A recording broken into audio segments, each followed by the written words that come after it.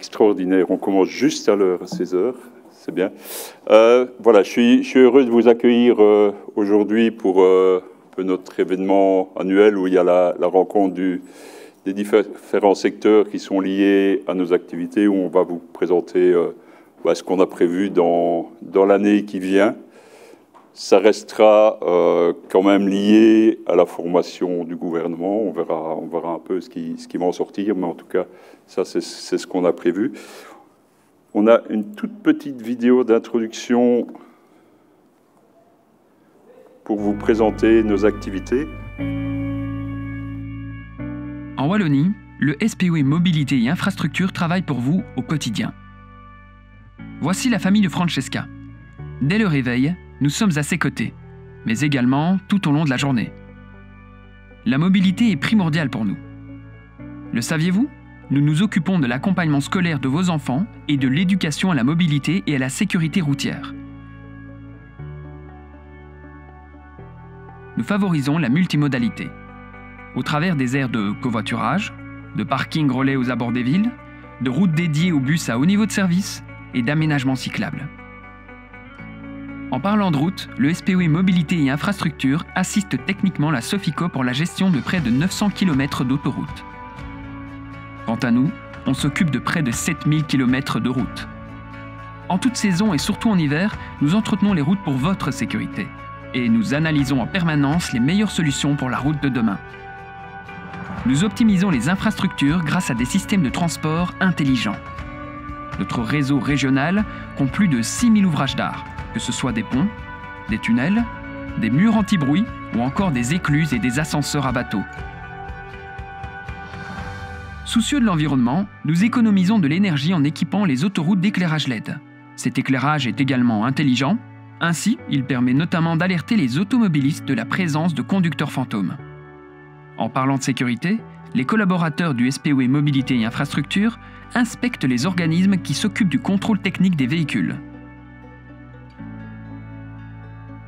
Nous intervenons également au niveau des aéroports wallons, par exemple pour leur accessibilité et la sécurité de leurs pistes. Vous connaissez le centre Perex ?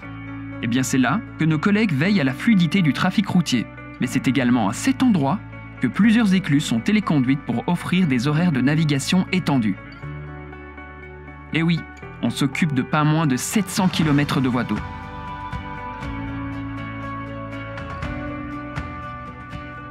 Et que dire des plus de 1500 km de Ravel que vous empruntez lors de vos balades le week-end ou pour vous rendre au travail.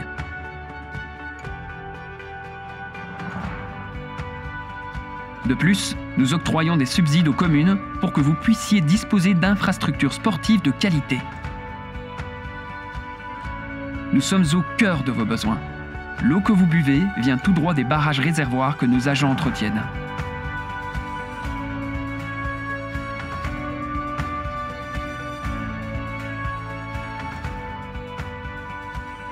Alors, est-ce que vous vous doutiez que nous faisions partie à ce point-là de votre quotidien ? Le SPOE Mobilité et Infrastructure, c'est près de 4300 agents qui travaillent aux quatre coins de la Wallonie à votre service.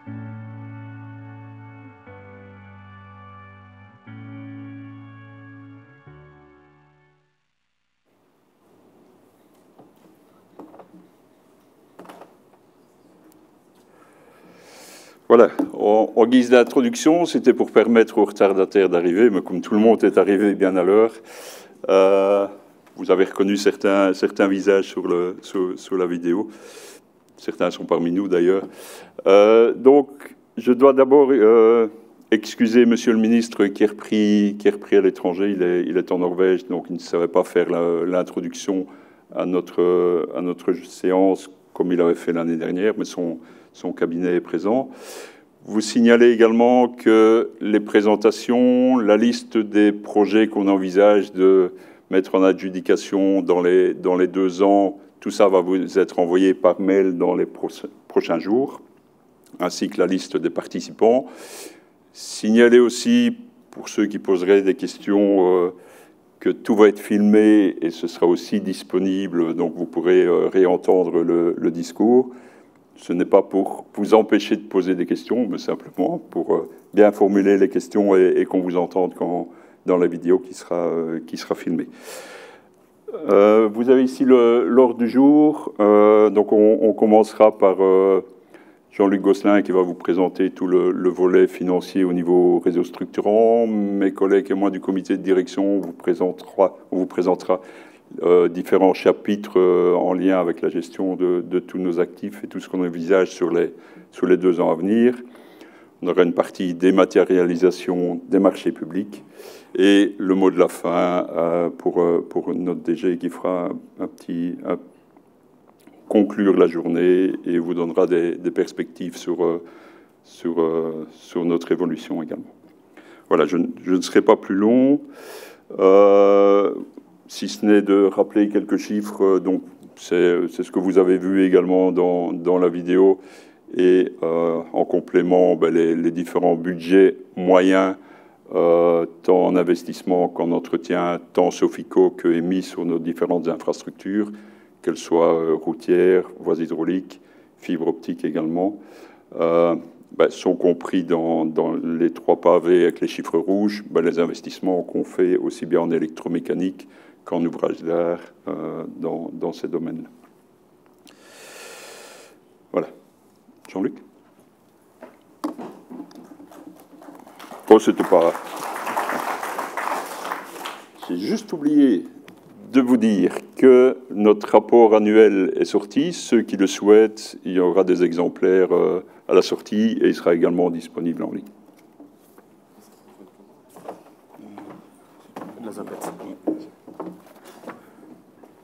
Bonjour tout le monde. Je vous avouerai à titre personnel que ça fait extrêmement bizarre de se retrouver de l'autre côté de la barrière parce qu'il y a un an comme maintenant, j'officiais comme Paul, comme maître de cérémonie. L'avantage est que j'ai dû préparer beaucoup moins et que j'ai parlé beaucoup moins longtemps. Donc ça va être un avantage pour tout le monde. La Sofico, qu'est-ce que c'est? Je ne vais pas tout lire. Ce qu'il faut surtout retenir, c'est que finalement, c'est une société qui a une autonomie juridique et financière indépendante et distincte de la région wallonne. Donc, ce qui veut dire qu'on a un conseil d'administration qui, selon l'expression, est souverain dans l'ensemble de ces décisions. Et petit détail extrêmement important, surtout qu'on va mettre ça sous un vocable financier, nous sommes assujettis à la TVA. Comme ça a été dit dans la vidéo que j'ai découvert, qui est vraiment superbe, je trouve, évidemment, nous avons un partenaire technique plus que privilégié, qui est le SPV Mobilité Infrastructure qui nous accueille aujourd'hui. Qu'est-ce que l'on fait? C'est quoi la Sofico? D'abord, ce n'est pas une banque. Ça, c'est la première chose qu'il faut une fois pour toutes bien comprendre et bien vouloir admettre. Nous ne sommes pas une banque. Nous sommes gestionnaires d'actifs. C'est ça notre vrai métier.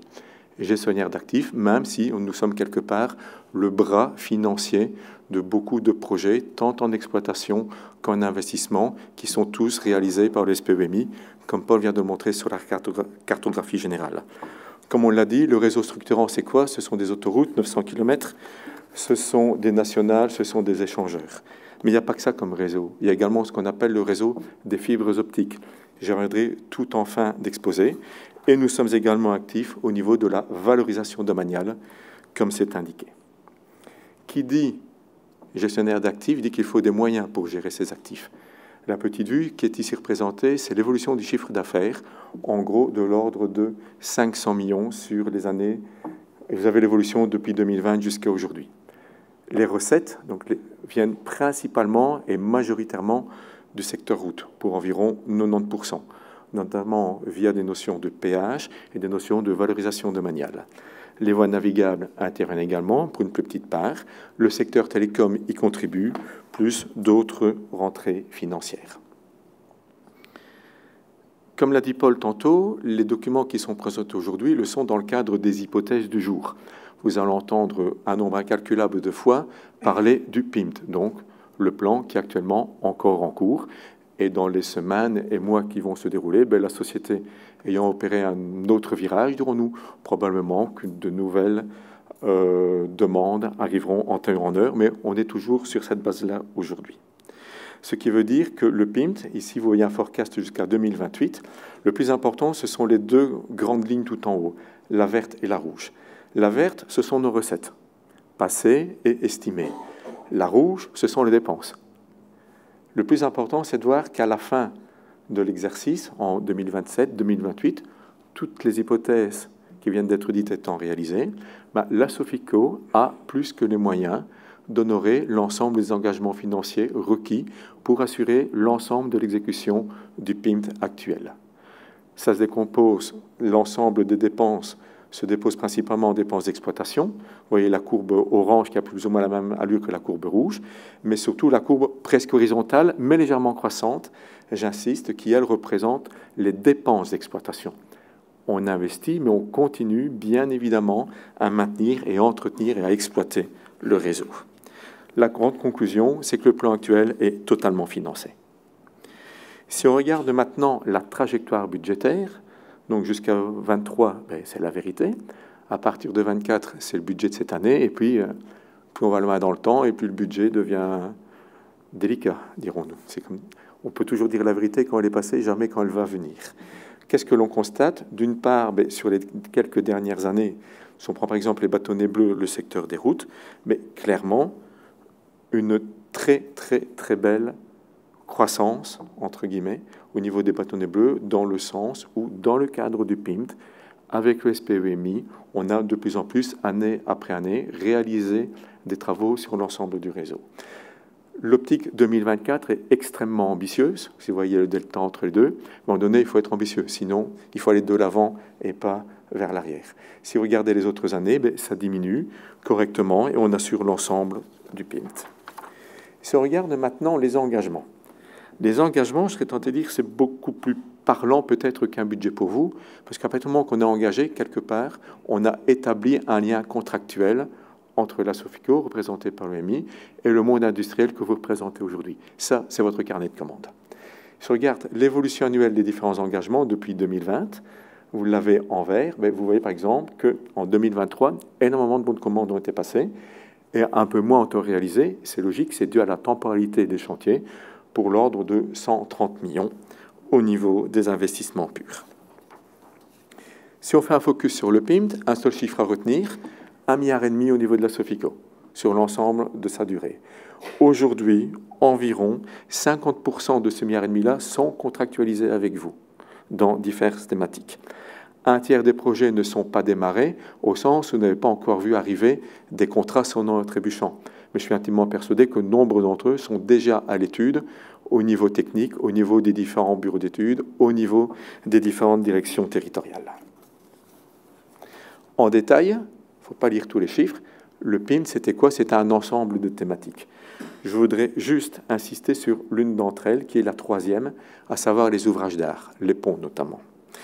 Ce que l'on constate, c'est que finalement, aujourd'hui, l'ensemble des moyens qui étaient dédicacés, de l'ordre d'une centaine de millions pour les ouvrages d'art, aujourd'hui, en termes d'engagement, donc de contrat est quasiment atteinte, mais surtout, en termes de travaux initiés aujourd'hui, on a plus de 130 millions. Ce qui veut dire que cette enveloppe-là a été très largement dépassée, et c'est une excellente chose au niveau de la problématique des ouvrages d'art, dont je reparlerai très rapidement tout à la fin. Petit détail, mais non des moindres, il y a un tout petit chiffre qui se cache tout en bas, dans une espèce de rose-violet, 190 millions, 200 millions, c'est l'encours aujourd'hui de la Sofico. Si vous vous rappelez des graphiques que je viens de vous montrer, on sait les payer. Ça devrait vous rassurer un petit peu au niveau de la trésorerie. Un point particulier concernant les raclages poses. C'est un sujet hautement d'actualité, surtout si on regarde un petit peu ce qui se passe ces derniers mois au niveau de la météo, qui vient nettement contrecarrer nombre de chantiers. 2023 a été une belle année en termes de réalisation. Plus de 40 millions de travaux sur les réseaux structurants ont été réalisés au niveau du raclage pose. Cette année-ci, ça démarre tout doucement. Ça démarre comment? Ça démarre de cette manière. La Sofico, pour l'exercice 2024, dédicace un montant de l'ordre de 50 millions d'euros pour des réalisations de raclage pose sur l'ensemble du territoire wallon. Et tous ces travaux-là sont priorisés. On a la volonté de mettre l'argent là où c'est le plus nécessaire, de manière à prioriser les différents dossiers. Je ne vais pas rentrer dans tous les détails du graphique. Comme Paul l'a dit, vous avez accès à toutes les infos par la suite. Vous avez une répartition géographique des différents moyens. Aujourd'hui, il y a de l'ordre de 43 millions sur les 50 environ qui sont déjà engagés, donc qui sont déjà contractualisés avec vous. Je voudrais juste en profiter quand même pour faire un petit rappel. Vous allez me dire, tout le monde le sait, mais parfois, rappeler les fondamentaux, c'est important. Bien souvent, ces exécutions de chantier se font très souvent par des marchés sujets à commande, plus rarement par des marchés dits spécifiques. Qui dit marché sujet à commande dit commande. Une commande, on ne la vend pas un dimanche soir pour commencer les travaux un lundi matin à 6 heures. Ça se prépare. Ça se prépare entre le donneur d'ordre, ça se prépare avec les entreprises. Et je reste intimement persuadé que si on veut que ces chantiers se passent bien, au même titre que les autres, ils se passeront bien uniquement s'il y a une saine collaboration, d'une part, entre le partenaire SPEMI et Sofico, et d'autre part avec les entreprises. Ce bon lien est indispensable à mes yeux, mais je suis certain que c'est comme ça dans tous les cas, donc je ne vais pas trop insister. Un petit mot concernant les télécoms. Pensons un petit peu à nos amis électriciens et électromécaniciens qui sont dans la salle, car oui, nous avons également une activité importante à ce niveau-là. Le réseau fibre optique, c'est environ 4000 km. Tantôt, vous avez vu dans la cartographie générale, on parlait de pistes cyclables, on parlait de Ravel. L'ordre de grandeur, c'est plus ou moins le même nombre de kilomètres, sauf qu'on parle de fibre optique. Et la Sofico doit gérer ce réseau-là, notamment pour ses besoins propres, tant routiers qu'au niveau hydraulique pour certaines applications. Toute la capacité résiduelle qui existe, nous la commercialisons. On l'utilise, on ne va pas la laisser là, on la commercialise. Ça fait partie également de la valorisation. Et on intervient également pour aider les opérateurs mobiles à recouvrir l'ensemble du territoire. Le plan stratégique de fibre optique, c'est d'une 60aine de millions, actuellement établi sur 5 ans. Pour faire quoi? Pour rajouter environ 1500 km de fibre optique. 1500 par rapport à 4000, ce n'est pas un petit détail, c'est conséquent. Dernière chose, le plan de relance wallon intervient également à ce niveau-là, de manière à couvrir l'ensemble des parcs d'activité économique, ce qui n'est pas encore le cas, et également d'aller amener la fibre dans les territoires géographiques qui aujourd'hui sont peu, voire pas couverts.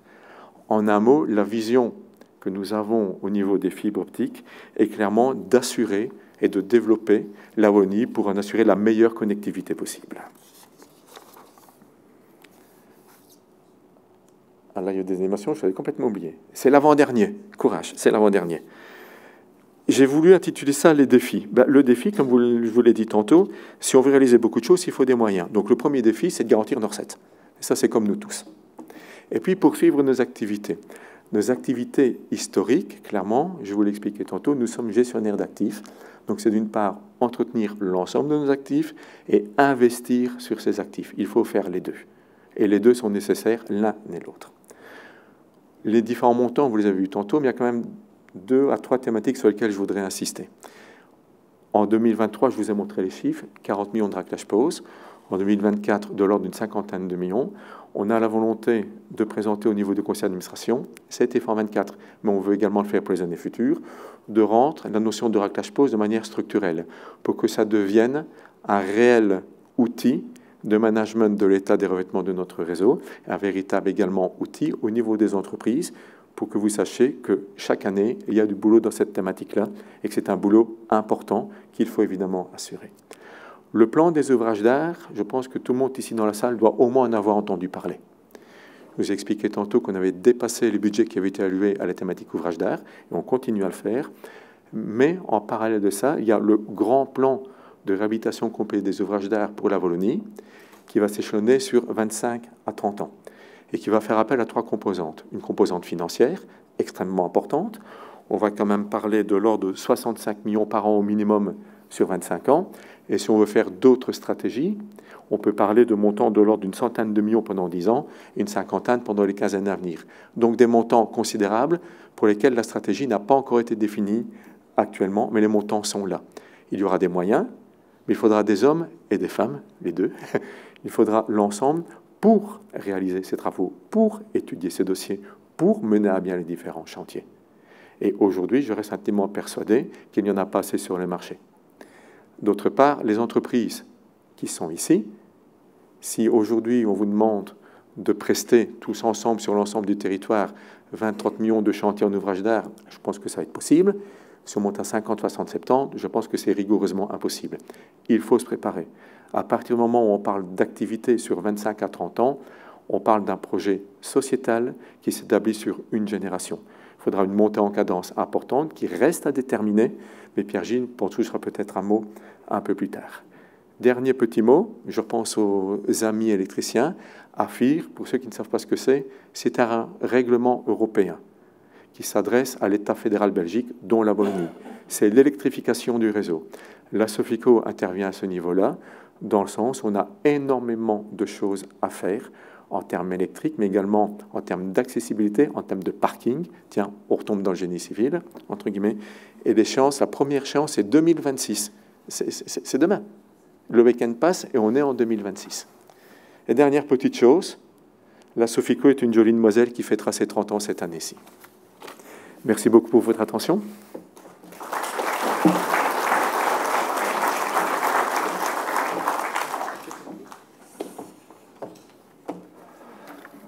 Voilà.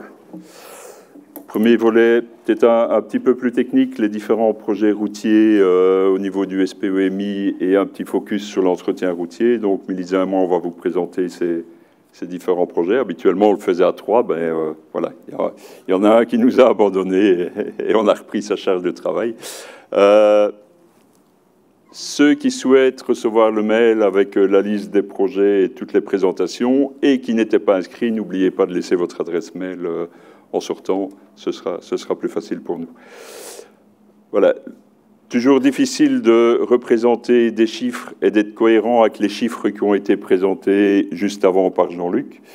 Les plus perspicaces verront qu'il y a des différences, simplement parce que moi j'ai arrêté les chiffres au 31 décembre et Jean-Luc les a arrêtés au 17 juin. Donc ça représente l'état d'avancement du PIMT dans son ensemble, Sofico, SPE. On remarque que le budget du PIMT dans son ensemble, c'était 2,5 milliards et on en est à la moitié, un peu plus avancé au niveau structurant, hein, de l'ordre de 650 millions d'euros et 500 millions d'euros au niveau réseau non structurant. Au niveau des sources de financement, ce sont des courbes qui sont comparables à ce que Jean-Luc a indiqué. On voit une progression depuis 2020 au niveau du PIMT, puisque c'est l'année du lancement, évidemment, au niveau des engagements. On voit par contre une nette progression de l'encours. Donc on a de l'ordre de 160 millions d'encours aujourd'hui. Donc c'est 160 millions de travaux qui ont été engagés, notifiés et qui doivent être exécutés. L'engagement en 2024 sera encore plus important qu'en 2023, donc l'encours va encore augmenter, à moins que la météo ne se calme un peu et qu'on puisse faire et avancer un peu plus vite sur nos chantiers aujourd'hui. Au niveau investissement, ça c'est les chiffres du PIMT. Donc la courbe du dessus, c'est la planification, c'est pour l'ensemble structurant, non structurant, c'est des courbes semblables à ce que Jean-Luc vous a présenté. Et la courbe en dessous, la partie inférieure en bleu, c'est l'enveloppe budgétaire des projets qui ne sont pas encore démarrés au niveau du PIMT. En rouge, c'est ce qui est en étude actuellement, et en vert et en mauve sont les travaux en cours ou qui ont déjà été adjugés, mais les travaux n'ont pas encore commencé. Donc vous voyez qu'on a encore pas mal de taf devant nous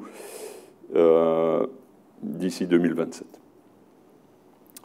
Alors, quelques focus sur l'un ou l'autre projet. On a pris le pli de présenter un projet par direction territoriale. Des projets de différentes sortes. Au niveau de la direction territoriale de Namur, un projet sur la 921 à Mois, c'est une réhabilitation complète de la chaussée. Un budget de l'ordre de 2,5 millions. Le budget est approximatif et je les ai toujours un peu tirés vers le bas, hein, pour ne pas influencer les adjudications. Publication dans le courant du mois de septembre avec des travaux qui devraient être réalisés à partir de février 2025 pour une durée de 300 jours ouvrables.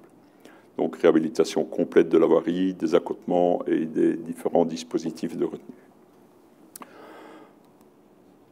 Un autre exemple de projet, un projet quand même de plus conséquent au niveau de la direction des routes du Luxembourg, c'est sur la N4. Donc il n'y a pas beaucoup de ronds-points entre la sortie de Namur et la frontière, et Arlon, pardon, mais Là, il y en aura un au niveau de la N4 à Marche, c'est le rond-point de la Fourche.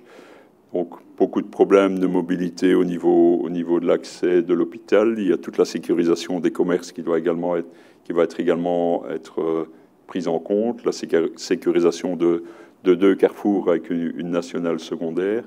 Donc, un budget de l'ordre de 6-7 millions d'euros. Une publication également second semestre 2024 et des travaux en 2025.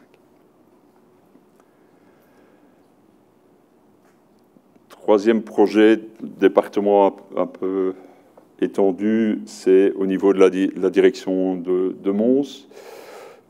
J'ai choisi ce projet-là parce que le nom du carrefour était sympathique. Donc le carrefour du Dragon à Jurbis sur la N56, un budget de l'ordre de 1,5 million d'euros.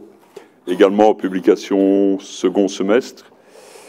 Je pense qu'on a l'habitude de voir les publications qui arrivent un peu tard et parfois on aimerait bien pouvoir publier un peu plus tôt et pas tout publier en même temps. Donc, et des travaux prévus en avril 2025 avec également au niveau de ce carrefour une sécurisation du carrefour, des traversées piétonnes, un feu tricolore, des arboricoles également qui sont prévus. Et les aménagements doux en prolongement sur la N56. Dernier projet que je vais présenter, c'est pour le Brabant wallon. Donc Charleroi, pardon. Oui, Brabant wallon, c'est pour toi. Au niveau de Charleroi, c'est rénovation du tunnel et du boulevard Mayence. Donc deux parties dans ce chantier. Un budget en dessous de 10 millions d'euros. Publication, même période, avec des travaux beaucoup plus conséquents qui vont durer 2 ans. À la fois la partie rénovation du tunnel qui rentre dans tout le plan tunnel qu'on a mis en place au niveau de la région. Et la rénovation et une modification quand même assez structurelle du boulevard Mayence. Vous avez la photo avant et normalement ce qui sera réalisé après avec toute la partie au niveau du tunnel, l'électromécanique, la lutte contre l'incendie, les problèmes d'acoustique et sur le boulevard, la sécurisation et la verdurisation.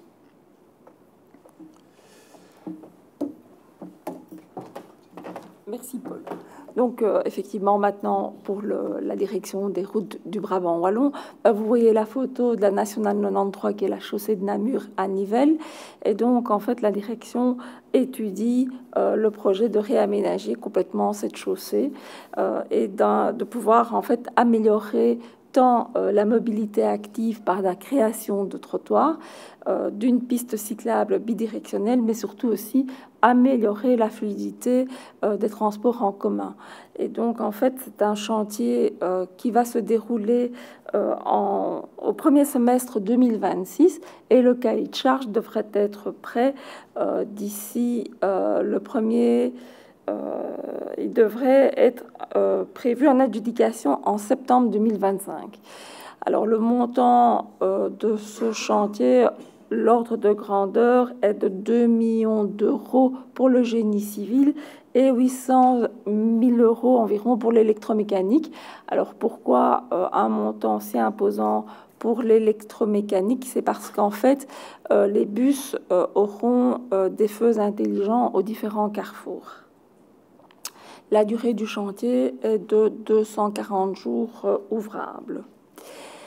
Pour la direction des routes de Liège, en fait, ici, on se situe à Sprimont, au croisement de la Nationale 30 et de la Nationale 674.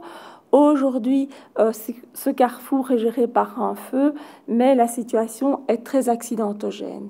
Donc, le projet qui est prévu et qui est en cours d'étude actuellement va nettement mieux intégrer la mobilité active par des trottoirs beaucoup plus larges qu'actuellement et va sécuriser le trafic des véhicules par la création d'un giratoire. Alors, le cahier de charge est prévu pour octobre 2024, donc c'est une adjudication de fin d'année, et le montant des travaux est de l'ordre du million d'euros. La durée des travaux sera d'environ 150 jours ouvrables et le chantier devrait se dérouler en 2 phases, par demi-giratoire. Et le démarrage des travaux est programmé pour le printemps 2025. Pour la direction des routes de Verrières, nous sommes ici sur un projet qui a pour but d'apaiser la circulation dans la traversée d'Elsenborn. Et donc, on se trouve sur la nationale 647. Alors, c'est un chantier qui fera une longueur d'environ 1500 mètres et il va prévoir un aménagement correct des trottoirs, une piste cyclable bidirectionnelle et des aménagements paysagers. Et effectivement, donc, le but de ce chantier est vraiment d'apaiser la circulation dans le centre du village. Et l'ensemble des coûts pour ce chantier sera inférieur à 4 millions d'euros et le cahier de charge paraîtra fin août, début septembre 24. Avec des travaux qui seront effectivement programmés au printemps 2025. Je te cède la parole.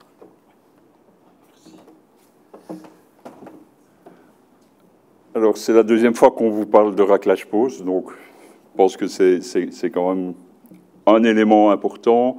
Je vais passer un peu au niveau méthodologie, pardon. Outils, vous connaissez, Jean-Luc en a parlé, c'est soit des sujets marchés à commande ou des marchés spécifiques. J'ai repris un peu les budgets 2024, donc au niveau réseau structurant, ça vous a été présenté tout à l'heure, donc on est entre 45 et 50 millions d'euros à exécuter cette année-ci. Et au niveau du réseau non structurant, on est à un budget aujourd'hui de 23 millions d'euros engagés en 2024 et à exécuter en 2025, sachant qu'il y a déjà beaucoup de commandes qui ont été passées précédemment. L'objectif, je pense qu'il faut qu'on se vise un objectif minimum de 50 millions par an de manière structurelle sur les 2 réseaux, mais on verra ce qui va sortir des négociations pour la constitution du nouveau gouvernement. Un tout petit mot sur l'entretien. J'ai repris, ce sont déjà des chiffres que je vous avais présentés l'année dernière, donc je les ai mis plus pour rappel. On a fait une évaluation de la réforme de l'entretien et de la structure des baux qu'on a mis en place. Il y a plusieurs avantages. Si on a eu quelques difficultés dans l'analyse des prix, des marchés qui étaient trop gros, il y avait beaucoup trop de postes, parfois une incompréhension de la part des entrepreneurs. Donc, on a gardé les principes des baux avec les 3 types d'entretien, préventif, conditionnel et curatif, mais il y a eu certaines adaptations, notamment la scission du gros bail autoroutier, brossage, curage, propreté, parce que c'était vraiment un bail trop important et on a eu pas mal de soucis dans les adjudications, des changements de libellé dans les baux pour correspondre plus à la loi sur les marchés publics. On tient compte évidemment des modifications de Caliroute qui ont lieu chaque année. La coordination sécurité chantier qui va être imposée aussi bien dans les marchés de travaux que dans les marchés de services. Un problème qu'on a rencontré, c'est que comme ce sont des marchés sur lesquels on travaillait à la fois sur le réseau structurant et non structurant, on a eu des problèmes de démarrage qui étaient désynchronisés, structurants et non structurants. Donc, on a résolu ça dans les nouveaux cahiers de charge. Et alors, beaucoup de postes qui étaient inutilisés dans les métiers et qu'on va supprimer. Voilà, je vais vous laisser avec Pierre.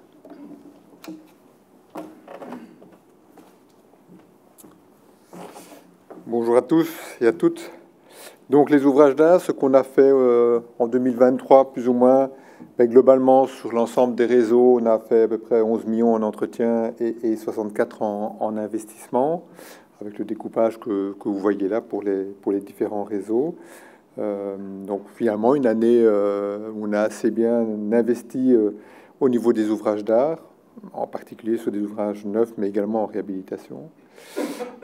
Si je regarde un peu le budget dont on dispose, ben on a le PIMT, on en a parlé, 100 millions au niveau du réseau structurant initialement. Hein, on a vu qu'on a déjà débordé, mais voilà, c'est ce qu'on avait. Au niveau du réseau non structurant, on avait 6 millions qui a été étendu à 19 millions et demi pour l'ensemble des PILOA, donc les petits investissements localisés sur les ouvrages d'art. À cela, il faut ajouter des budgets annuels que l'on a sur le réseau non structurant de l'ordre de 11 millions. Et au niveau des voies hydrauliques, là, c'est relativement variable d'une année à l'autre. Il y a des années où finalement on a réussi à investir assez bien, d'autres années où c'est un peu plus compliqué. Ça dépend un petit peu des projets et ouvrages d'art et des autres projets voies hydrauliques. On aurait pu imaginer, rêver d'avoir une enveloppe globale pour les ouvrages d'art de toute la région wallonne. C'est un petit peu mon rêve, mais malheureusement, les contraintes budgétaires et les codes secs, si vous savez ce que c'est, nous en empêchent. Voilà. Bon, malgré tous ces budgets que l'on dépense sur les ouvrages d'art, mais force est de constater que notre parc se dégrade. Vous avez sans doute déjà vu ce genre de diagramme. Donc on représente ici, vous savez que les ponts sont classés par un code de santé qui va de A à E. A, c'est le plus mauvais état, E, c'est bien. Donc vous avez ici les codes, l'évolution en fonction du temps depuis 2010 et l'évolution du nombre des surfaces de ponts, surfaces de tabliers dans les différentes classes de santé, ce qui nous permet d'avoir une idée en termes de budget un peu plus correct que de travailler en nombre de ponts. Et vous voyez que globalement, le total ne fait qu'augmenter.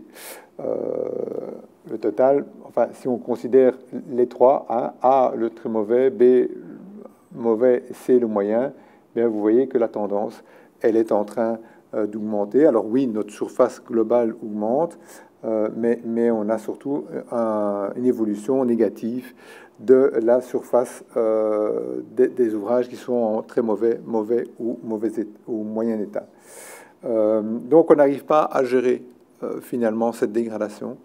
D'où on a lancé une étude, vous avez certainement déjà entendu parler de cette étude, avec un prestataire suisse, MDM, qui nous a analysé 7 scénarios que vous voyez là détaillés avec les différents montants qui seraient nécessaires. Idéalement, dans un monde idéal, il nous faudrait 150 millions par an, sans aucune autre contrainte.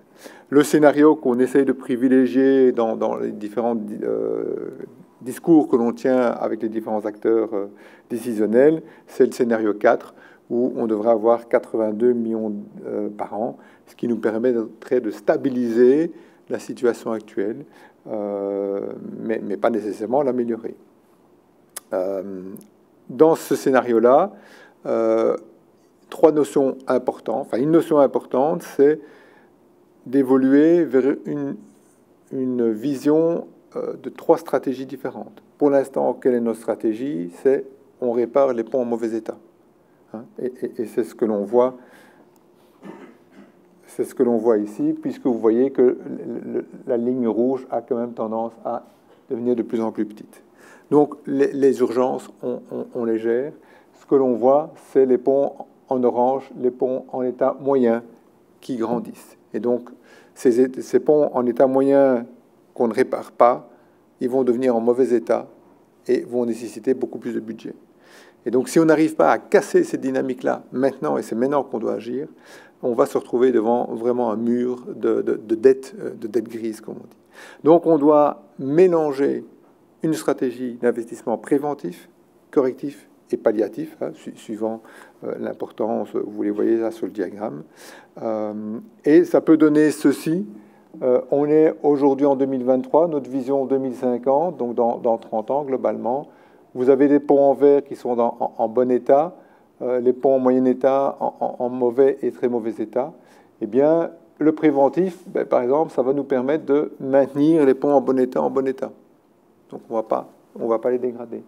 les ponts qui sont en moyen état, on peut faire des petites interventions qui vont les ramener rapidement dans du correctif, grâce à du correctif, dans une tranche de pont en bon état. Et puis, on a une tranche de pont en mauvais et très mauvais état sur lesquelles on va faire des interventions lourdes qui vont les permettre, par des interventions de réhabilitation, de les ramener à des ponts en bon état. Alors, vous voyez qu'on n'est pas dans le monde idéal, et donc il y a des ponts qui vont continuer à se dégrader et qui vont évoluer négativement. Hein. Ceux-là, on ne les aurait pas si on avait 150 millions d'euros par an, mais ça, on ne rêve pas pour les avoir. Mais c'est la combinaison de ces trois stratégies avec, vous voyez ici, des clés de répartition du budget, c'est cette répartition dans ces trois stratégies-là qui vont nous permettre de gérer le défi qui est le nôtre. Si on n'arrive pas à mettre en place cette stratégie-là, on ne va pas y arriver. Donc ça va amener de notre côté, d'abord au niveau des autorités, que ce soit la Sofico ou que ce soit le gouvernement wallon, de pouvoir dire, bon, maintenant, c'est quelle stratégie qu'on prend, quel scénario et quel budget qui va avec, de manière à dégager les moyens budgétaires pour y arriver, mais également les moyens humains. Il est clair que si on n'a pas des gens chez nous pour sortir des cahiers de charges, ça n'avancera pas. Ou les contrôleurs pour contrôler les chantiers, ça n'avancera pas. Ça va obliger chez nous aussi l'ensemble des intervenants d'accepter finalement d'aller faire un chantier sur un pont qui est en bon état ou en état moyen et de ne pas intervenir sur un pont qui est en mauvais état. Donc on va devoir changer un peu notre mindset pour arriver à rentrer dans cette logique de trois budgets différents, préventifs, correctifs, palliatifs. Et ça, en fait, c'est pas spécifique au pont, hein, c'est valable sur l'ensemble de nos actifs. Donc on va devoir adapter nos pratiques, ça c'est important. Et enfin, vous, le secteur, que ce soit entrepreneur ou bureau d'études, on a besoin de vous aussi, parce que certaines études, on va les externaliser, et les travaux, forcément, on va les externaliser aussi. Et donc, vous allez devoir investir, on l'a déjà dit, que ce soit en matériel, que ce soit en hommes, et on sait que le défi des ressources humaines de qualité est un vrai défi pour tout le monde.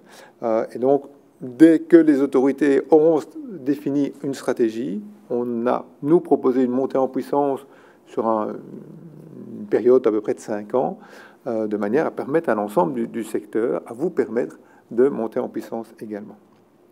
Voilà, quelques projets sur le futur. Quand je regarde plus ou moins les différents projets, ben, j'espère qu'on arrivera à sortir 35 millions l'année 2025, indépendamment des décisions qui pourraient être prises, avec différents projets, des projets classiques de réhabilitation, comme le viaduc de Naude, Welkenrath, Cheval, Rebouchant, sur lesquels on va devoir intervenir, donc des gros projets, des plus petits ponts, hein, comme par exemple les ponts sur la Seine à Tubize, l'échangeur de Haar, des projets un petit peu moins fréquents.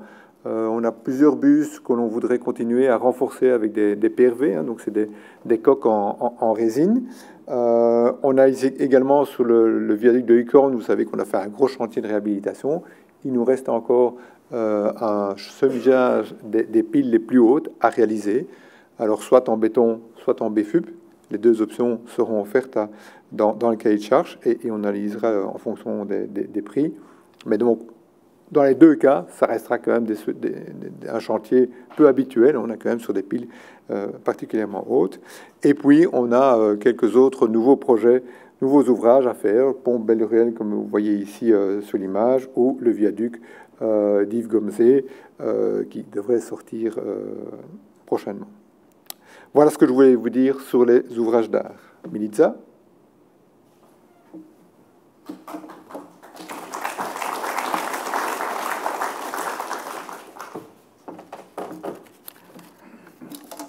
Donc, pour la partie mobilité active, donc comme mes collègues, effectivement, nous avons un portefeuille de projets qui va consacrer une partie de ces budgets pour des investissements et une partie du budget qui sera consacré aussi pour l'entretien du réseau existant. Donc, au niveau des investissements, nous allons consacrer à la construction, une partie importante du budget à la construction de nouveaux cheminements cyclables et des cheminements piétons. Désolée, je dois mettre mes lunettes, je ne vois pas. Donc voilà, et donc en fait, je vous avais parlé déjà l'année passée de la Vesdrienne. Donc c'était en fait un cheminement qui va de Liège jusqu'à Aix-la-Chapelle et qui fait 45 km de long. C'est une étude qui est qui prend énormément de temps au niveau de l'étude parce qu'elle est complexe au niveau de la direction des routes de Verviers. Et nous avons maintenant affiné le tronçon en différentes phases. Donc vous avez ces 45 km qui sont découpés en 5 tronçons. Et ce que vous devez savoir, c'est que le tronçon numéro 1, qui est en fait un tronçon qui relie Verviers à Limbourg, a un budget global de 25 millions d'euros. Mais ça ne sera pas un seul cahier de charge, ça va représenter en fait 7 marchés distincts, dont 4 seront publiés d'ici la fin de cette année-ci. Donc début septembre, nous allons avoir 4 marchés distincts pour ce premier tronçon qui va être publié et qui va concerner un montant de 18 millions sur les 25 millions qui sont consacrés au tronçon numéro 1. Le tronçon numéro 2, Verviers-Pepinster, est aussi à l'étude actuellement, mais la soumission devrait arriver au premier semestre 2025.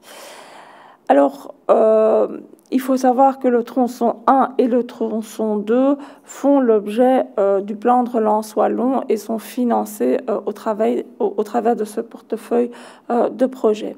Les tronçons 3, 4 et 5 sont à l'étude, mais se feront beaucoup plus tard. Un autre projet qui est aujourd'hui étudié par la direction des routes de Namur est la cyclostrade sur la nationale 4 et qui va de Wallin, du carrefour Mogretto dans le Brabant wallon, à Jean-Blouf. Donc ce cahier de charge est à l'étude actuellement et devrait être publié au premier semestre 2025 pour pouvoir être immédiatement la même année mis en chantier. Je vous ai dit qu'une bonne partie du budget est consacrée à de l'investissement, mais aussi est consacrée à de l'entretien.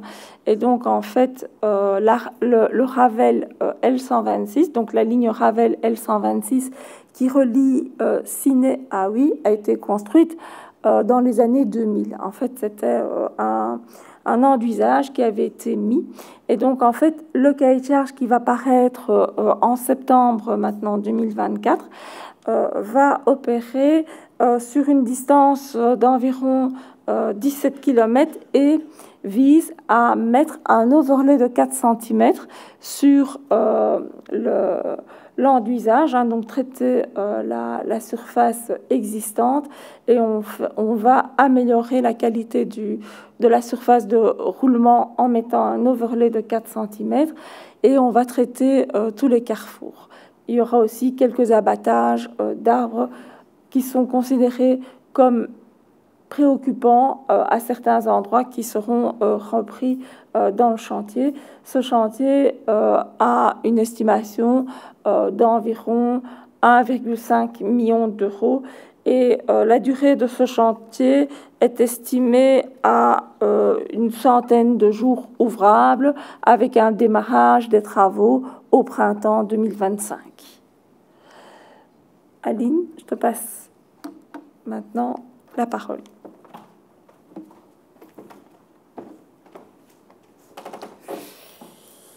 Bonjour à tous et à toutes. Donc, je vais vous présenter la partie transport public. Alors d'abord, vous dire que nous avons quand même des investissements assez importants en matière de transport public, donc sur différentes enveloppes budgétaires, donc que ce soit le PIMT, il y a 3 enveloppes qui ont été dédicacées pour le TEC, et également sur nos budgets classiques, que ce soit des budgets d'investissement d'infrastructure ou des budgets d'investissement d'exploitation. Alors, au niveau des aménagements, en termes d'infrastructures, il y a différentes choses. Il y a d'une part des projets plus structurants comme les busways, donc les BHNS, bus à haut niveau de service. Il y a tout ce qui se développe au niveau de Liège avec donc, le tram de Liège et donc les impacts donc, de l'installation du tram à Liège, et également donc, le métro léger de Charleroi, puisqu'il y a la ligne M5 qui est en cours de chantier et où donc, on a des interventions également. Il y a également tout ce qui est gare de correspondance, qu'elle soit ou non en lien avec le train.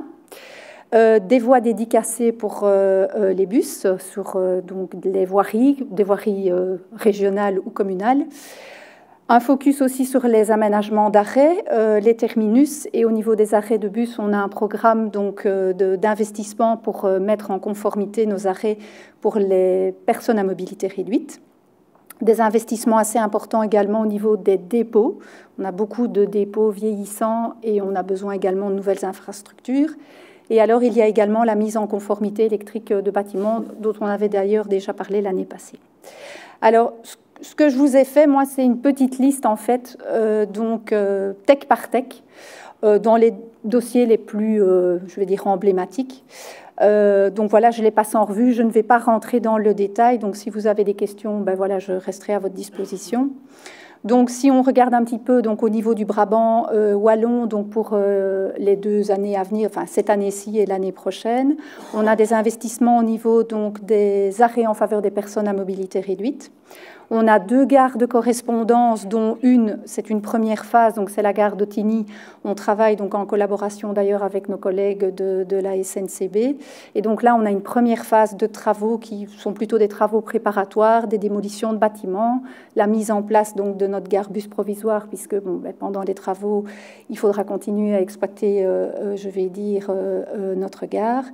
Et un soutien donc, de la ligne 140, donc on est assez proche des voies. On a également une gare de correspondance donc en lien avec le RER à la gare de La Hulpe.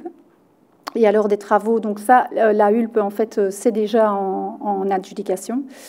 Et des investissements aussi à Wavre au niveau d'un aménagement de voies bus. Alors pour la BU de Charleroi, pour le Tech Charleroi, on a pas mal d'investissements. On travaille en étroite collaboration avec nos collègues, je vois Jean-Philippe là-bas, pour le busway donc de Charleroi, le BHNS, donc au niveau de l'axe 53. Donc c'est un projet qui est financé par la Sofico. On a également donc toujours notre programme, donc ça c'est pour tous les techs en fait, des investissements donc pour les arrêts d'autobus, donc pour la conformité PMR. On a également des gares de rabattement donc, à Charleroi et à Fontaine-l'Évêque. Donc là, ce sont des gares de bus qui sont en lien avec le réseau métro. Et on a un mobipôle également prévu au niveau de Momigny. Toujours sur Charleroi, et là on est plus dans la partie donc, métro, ouvrage d'art lié donc, au métro léger de Charleroi. Donc il y a un viaduc à revoir et une station de métro à Moulins. On a des investissements également au niveau du dépôt existant de Jumet, où il y a donc toute une série de rénovations qui sont prévues. Et notre siège social également, au niveau de la Villette. Pour le Hainaut, comme je vous le disais toujours, des investissements pour les PMR. On a 2 gares de correspondance, une gare assez importante à Tournai, qui vient en complément de ce que la ville vient de réaliser dans la rue Royale, dans tout l'axe qui mène vers la cathédrale. Des investissements également à Ath. Et alors, on a également une voie bus qui est prévue à la Louvière. Des voies bus également à Mons. Un dossier assez important donc, sur la nationale 90, où là, on va tout revoir de façade à façade. Et également en bordure du R50. On a 2 dépôts également, enfin du moins sur des dépôts existants, donc on a des extensions qui sont prévues à Mons et à Moucron, et par contre on a un dossier beaucoup plus important qui est un nouveau dépôt donc dans le zoning de Frameries. Au niveau de Liège, eh bien, en fait, comme vous le savez, le tram s'installe à Liège et donc en complément du tram, nous revoyons tout notre réseau autobus. Et donc, on a des lignes structurantes, des BHNS, qui sont prévus donc pour compléter le tram. Je vous ai d'ailleurs mis la carte. Alors actuellement, il y a déjà une ligne de bus qui est en travaux, donc c'est celle qu'on appelle la B2. Il y a 3 autres lignes de bus qui sont prévues, voilà, qui sont plus ou moins importantes. Et donc voilà, on est en train de travailler sur ces lignes et donc elles vont également sortir. Sur Liège, toujours en lien avec la restructuration du réseau lié au tram, au niveau des bus, on a la création en fait d'un MobiPark, donc c'est le dépôt pour accueillir les lignes de BHNS. Toujours des aménagements en faveur des personnes à mobilité réduite au niveau des arrêts. Et également des investissements donc, à la gare en fait, de Verviers. Pour le Luxembourg, toujours des PMR, et alors également on a des redéploiements de lignes qui sont organisés donc, en Gaume, du côté de Florentville, et donc là également on aura des aménagements d'arrêt pour, venir apporter du confort suite au redéploiement. Une zone de bouclage à Martelange et des investissements également au niveau de notre dépôt à Stockholm où voilà, on étoffe, le dépôt actuel. Pour l'ABU de Namur, donc toujours des aménagements PMR, une extension de gare qui est prévue à Ciné, pardon. Et alors, le reste des investissements, c'est plutôt au niveau des dépôts. Un nouveau dépôt donc, sur Andenne, dans le zoning de Mécalis. Et alors, la poursuite des infrastructures au niveau du dépôt de Beauce. Donc, on est voilà, au niveau de la 3e phase. Et donc, voilà, on étend les infrastructures. Et alors, l'année passée, on en avait déjà parlé. Donc, on a une première phase qui a été réalisée pour la mise en conformité électrique de l'ensemble de nos bâtiments, je vais arriver à le dire. Et donc, ici, il y a une 2e phase également qui est prévue pour cette mise en conformité électrique. Voilà, je reste à votre disposition si vous avez des questions sur les différents dossiers. Merci.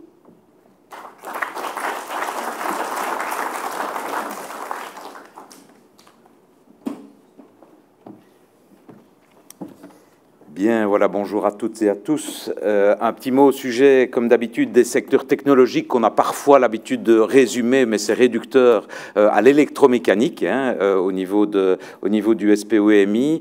Et donc, pour rappel, l'électromécanique, les secteurs technologiques sont présents dans beaucoup de strates de notre organisation, puisqu'il y a évidemment les directions territoriales, tant au niveau des routes qu'au niveau des voies hydrauliques, qui gèrent une partie de l'électromécanique hydraulique ou routière. Et puis, nous avons aussi, et de toute façon, même dans les directions territoriales, il y a une coordination qui est assurée par les directions du département de l'exploitation des infrastructures. Il y a aussi des marchés en propre et en direct qui sont menés, tant au nom de la Sofico que du SPOE, dans le département. Et j'ai mes collègues du département qui coordonnent tout ça, qui sont là dans la salle, Stéphane, Denis, Sabine, qui est-ce que j'ai encore vu, Karine, je ne sais pas si elle est là. Non, elle n'est pas là, mais elle est excusée. Et plus les collègues de la Sofico qui sont également présents. Alors, pour rappel, le secteur électromécanique technologique est présent à différents niveaux de notre organisation, dans des marchés qui sont séparés entre le génie civil et l'électromécanique, dans les thématiques générales au niveau des directions territoriales, quand on pense à l'éclairage en particulier, des thématiques très particulières de systèmes de transport intelligents ou de technologies spécifiques pour les voies hydrauliques qui sont également réalisées, mais alors là, par les directions du département, tant STI que DAMVH. Des budgets annuels classiques Sofico SPOE, tant en investissement qu'en entretien, au niveau des routes et des VH. Des budgets plus pluriannuels pour le PIMT, les projets géolocalisés, des projets spécifiques, et des projets qui sont liés au plan de relance de la Wallonie, y compris la remise à niveau suite aux inondations et le plan numérique stratégique de la Sofico en matière de fibre optique. Jean-Luc en a déjà parlé tout à l'heure et je vais y revenir dans quelques mots avec des exemples. Alors au niveau routier, vous avez les budgets globaux, en noir ce qui est déjà en cours ou lancé et en rouge ce qui va arriver dans les prochains mois. Donc un marché de radars qui est relancé au niveau des radars feu, avec les estimations que vous voyez est chaque fois mentionné, donc un avis de marché en septembre. Le marché qui vise à mettre à niveau les stations de pesage dynamique, le WIM, qui va également être mis sur le marché au mois de septembre prochain, et un nouveau marché qui est lié au plan de relance de la Wallonie, qui vise à mettre en place des systèmes de dynamique de gestion des vitesses dans deux marchés différents, tant au niveau de la vitesse sur les chantiers que de la vitesse sur la N25 dans le Brabant wallon, des avis de marché qui sont très prochains, puisque c'est encore ce mois-ci. Vous avez également, pour le secteur des voies hydrauliques, de nombreux marchés qui sont en cours, deux marchés qui sont mentionnés à titre d'exemple et qui vont sortir prochainement, tant en investissement qu'en entretien. Ils sont mentionnés ici, un pour début 25 et l'autre pour le courant de l'année prochaine, pour des secteurs très spécifiques, et les plus intéressés d'entre vous le retiendront. Il y a également peut-être que Thibault dans quelques minutes va en parler également dans le secteur spécifique des voies hydrauliques, puisque l'électromécanique hydraulique est intimement liée à celle du génie civil. Au niveau routier, ça a déjà été mentionné tant par Paul que par Jean-Luc tout à l'heure. On a le plan tunnel et on a des marchés d'entretien qui se poursuivent, hein, avec des marchés qui sont soit en cours d'analyse des offres qui ont été reçues pour le tunnel Astrid et le tunnel du Cap Nord qui sera lancé fin de l'année, en dessous de nos bureaux, hein, le siège central du SPEMI, et également des marchés d'entretien tant pour la province de Liège que pour le Hainaut et la province de Namur, des marchés qui sont soit en cours de passation ou reconduits, et d'autres qui seront, et un autre, pardon, pour le Hainaut et Namur, qui seront lancés au mois de septembre.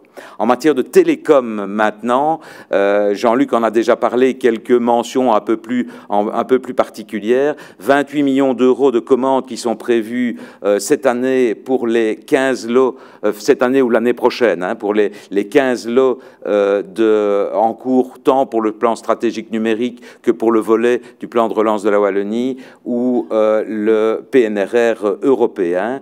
Donc une ambition très forte, hein, les 28 millions, je vois Franck qui est un peu dubitatif sur le fait d'y arriver, mais on va tout faire pour y arriver. 28 millions d'euros de commandes sur cette année et l'année prochaine. La mise en conformité des cabines liées aux télécoms qui doit également faire l'objet d'un marché qui est en cours de rédaction pour cette année, sur un marché de 4 ans estimé à 4 millions d'euros, et plusieurs marchés en termes d'entretien, d'exploitation, la supervision centralisée, des systèmes de télésurveillance des nœuds de fibre optique, et le gros marché d'exploitation des équipements actifs pour les raccordements qui est prévu pour l'année prochaine, avec chaque fois les estimations. Donc vous voyez que globalement, dans le secteur technologique, il y a beaucoup de marchés qui sont en cours, qui feront l'objet de commandes, mais aussi des marchés nouveaux qui vont arriver. Donc il y a du travail en perspective. Voilà, merci à tous.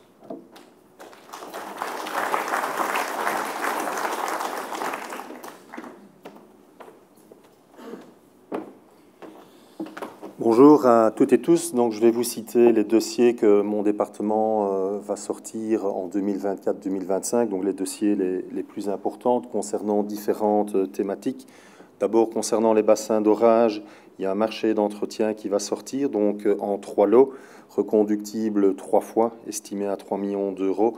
L'objectif est de réaliser des entretiens récurrents au niveau de ces ouvrages afin qu'ils répondent aux différentes attentes. Concernant les marchés de dragage, donc là on est au niveau des voies navigables, donc on est au niveau des différents canaux, des différents fleuves. Donc c'est un marché reconductible également 3 fois, donc il y aura 3 lots répartis dans différentes zones géographiques, estimés entre 5 et 10 millions d'euros. Également prévu pour le troisième trimestre 2025. Au niveau des aménagements paysagers et liés à la biodiversité, donc de manière très synthétique, il y a 4 grandes thématiques dans le cadre du programme climat-biodiversité. D'abord la création de trames vertes. Différents marchés seront lancés pour un montant global de 2,5 millions, prévu au mois de septembre de cette année. Déjà, certains marchés sont en cours de publication. Ensuite, la restauration de la biodiversité, la protection de la faune, des montants un peu plus faibles, mais tout aussi importants, également dans le courant du mois de septembre. La réaménagement de berges, afin de rendre une certaine biodiversité dans la zone, de l'ordre de 500 000 € aussi au niveau de ces marchés, et l'aménagement des abords concernant les différents bassins d'orage que je vous ai cités. Au niveau de la libre circulation des espèces aquatiques, ce sont donc des échelles à poissons, donc il y en aura au niveau de la Meuse, de l'Ourthe, et donc là, des ouvrages seront réalisés aussi bien dans le cadre de différents plans budgétaires, mais prévus en 2024 et 2025. Au niveau des dispositifs anti-bruit, certains l'ont cité précédemment. Donc là, il y a vraiment une politique assez importante pour ces murs anti-bruit. On voit des montants assez conséquents. Donc on parle de 21 millions en 2024 et de l'ordre de 12 millions en 2025, soit directement lancés par la cellule bruit située à Liège ou par les territoriales concernées par ces différents projets. Au niveau des ouvrages hydrauliques, certaines complexités. Donc, il y a d'abord au niveau de l'élargissement du canal Nimy-Blaton afin de mettre à gabarit cette voie d'eau à 2000 tonnes. On a 5 secteurs. Il y a un premier secteur qui est en cours d'exécution et 2 autres secteurs qui vont l'être prochainement. Donc, un au niveau du troisième trimestre 2024. Donc, l'objectif est de battre différentes pales planches afin de rectifier les courbes et d'améliorer la navigation. Et le dernier secteur, le secteur 5, y compris la réalisation d'un mur de quai, donc prévu en 2025. Le nouveau pont Capital à Louvière, tant attendu, donc un marché qui est en cours d'approbation et donc qu'on lancera au mois de septembre. Marché assez conséquent vu sa complexité et vu également le fait qu'il est en zone classée au niveau de l'UNESCO. Rénovation électromécanique du pont Levant Notre-Dame à Tournai. Il y a déjà une première phase de travaux qui a été faite. Là, il y a encore différents éléments qui doivent être absolument remplacés pour son bon fonctionnement. Rénovation également de l'écluse d'Ytre. Donc là, marché qui sera lancé dans le courant de l'année 2025. Tous ces marchés vont avoir également des clauses environnementales, que ce soit échelle de performance, que ce soit des critères d'attribution liés aux émissions CO2 ou liés de manière plus générale à l'environnement. Merci.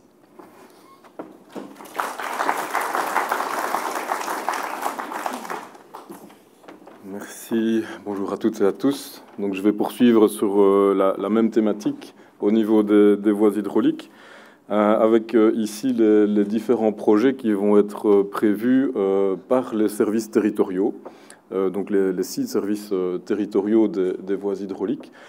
Voilà un peu les thématiques que je vais aborder ici, à commencer par les marchés d'entretien, donc qui sont cités de manière globale, donc 12 millions pour les aspects génie civil et assimilés, à peu près 5 millions pour les aspects électromécaniques sur une base annuelle. Donc on parle ici d'entretien des ouvrages, d'espaces verts, de curage, de récolte de déchets, d'opérations de plongée. Donc c'est des opérations assez diverses et variées pour des marchés, en général, sont des baux qui sont reconductibles de quelques centaines de milliers d'euros par an à 1 ou 2 millions d'euros par an. Donc c'est pour vous fixer une idée. Ce sont des opérations importantes et qui peuvent toucher des entreprises avec des compétences, des casquettes assez diverses. En ce qui concerne maintenant, sans transition, on passe de l'entretien à l'investissement. Donc en ce qui concerne les projets de mise à gabarit, donc c'est un gros morceau dans notre secteur parce que ce sont toujours des investissements assez conséquents. Je reprends ici une carte, mais qui fait écho à ce que Christophe a présenté juste avant, avec les différents grands plans de mise à gabarit sur le réseau. La plupart étant d'ailleurs cofinancés par l'Union européenne. Christophe vous a parlé de tout ce qui concerne le canal Nimy-Blaton. On a aussi donc les élargissements futurs, enfin les dédoublements plutôt d'écluses sur le canal Charleroi-Bruxelles. Donc là, les études sont en cours, mais je ne peux pas encore vous annoncer les chantiers, on n'y est pas encore tout à fait. Par contre, moi, je vais intervenir ici pour vous montrer les remontées de pont sur le canal Albert, ainsi que le remplacement de la passerelle Saucy. Voilà, donc ici pour mémoire.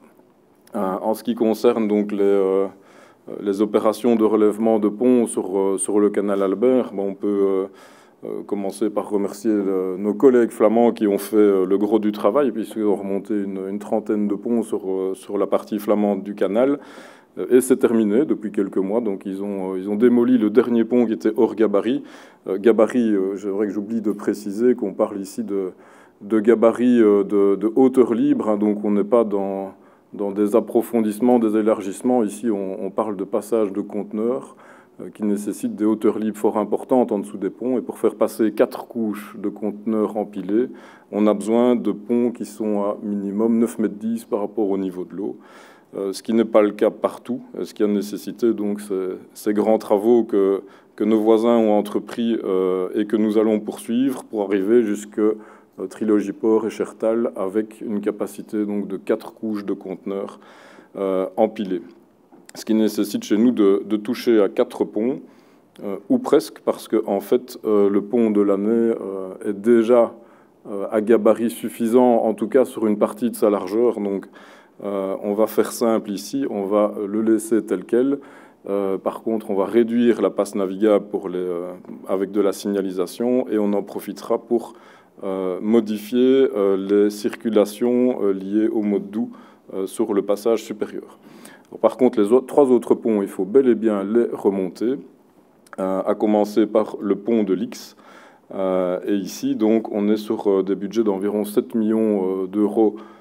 Tous les budgets sont écrits TVA comprise, avec une publication ici fin d'année. Par contre, pour le pont de l'année, on est sur des budgets plus réduits. Là, la publication se fera déjà cet été-ci pour commencer les travaux encore cette année-ci.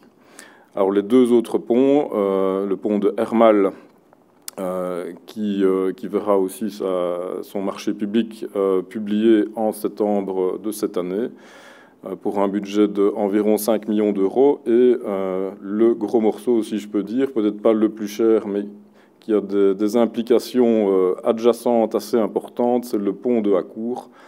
Lui, on n'attend pas la publication cette année-ci, mais plutôt fin d'année prochaine, donc fin d'année 25, voire début 26. C'est un pont, ce sera donc le dernier pont, le plus important, le dernier maillon de la chaîne pour pouvoir donc atteindre Chertal avec 4 couches de conteneurs. Alors le dernier, là on n'est pas sur des questions liées aux conteneurs. On est dans la ville de Liège, la passerelle Saucy pour ceux qui connaissent.